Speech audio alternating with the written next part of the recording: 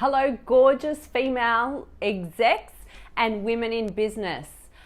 I remember a time when I had to choose between toilet paper and tea bags. So quite literally, this state that we're in at the moment is bringing back some memories for me. Let me explain that to you. First, I'm Chris Piccone and I assist mentally, physically and emotionally exhausted women to realize their authentic voice and claim their true worth. So back in 2014, I was in a situation with my business where I'd lost a couple of substantial contracts, and it really did hit me hard. I was working as a solopreneur, so with that comes a sense of isolation naturally. And I started to make some decisions around marketing my business and how I would market my business and who I would and wouldn't serve.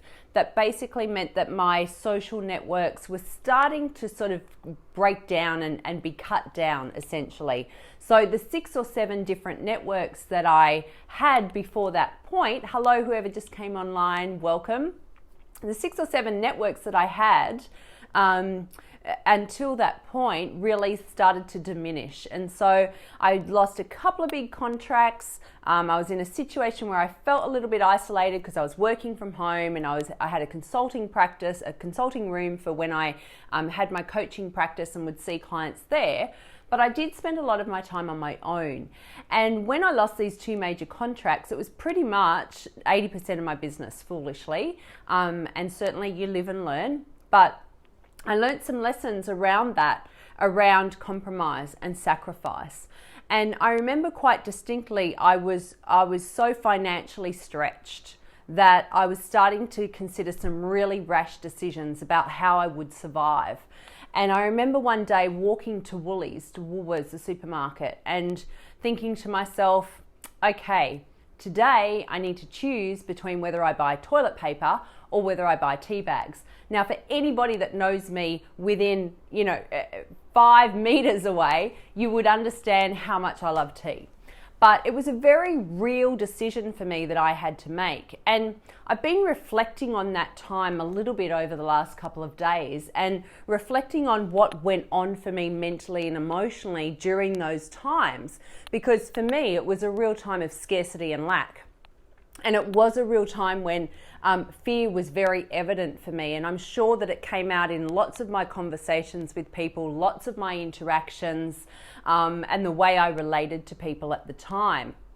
And what I want to share with all of you women leaders out there at the moment is that it's in understanding how you operate as an individual, shine a spotlight on the thoughts that you're actually having right now, because they will be fueling either your ability to jump off the treadmill and find a warmer place, a brighter place, a sparkly place, or it will keep you trapped and keep you on that treadmill. And so really analyze your thoughts on a day-to-day basis and understand what's going on inside your mind and what the stories are that you're telling yourself. I was constantly, back in 2014, in this time when I was in a space of scarcity, lack and fear, I was constantly worried about where my next source of income would come from. How could I replace those 2 major contracts that I'd lost virtually overnight that comprised of about 80% of my income?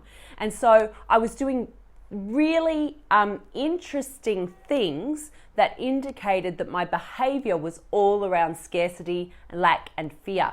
And some of those things were things like checking my bank account daily. Now, someone who's a lit up, strong, confident, assured leader, is not checking their bank account daily. Certainly we have the processes and systems and checks in place, and we do monitor our bank accounts on a regular basis, but certainly not daily. So I want you to think about what sort of patterns have you got running at the moment that indicate that you could not be operating at optimum performance. Because when we have these patterns of behavior that indicate that we're circling, such as continually paying attention to things that we don't normally need to pay attention to, or repeating ourselves in a conversation in order to force our point across. Or sometimes it's about dropping those rituals. As I spoke about yesterday, it's important to hang on to those daily rituals, but it can be dropping those rituals that actually help you to feel fulfilled and joyous and connected with who you truly are.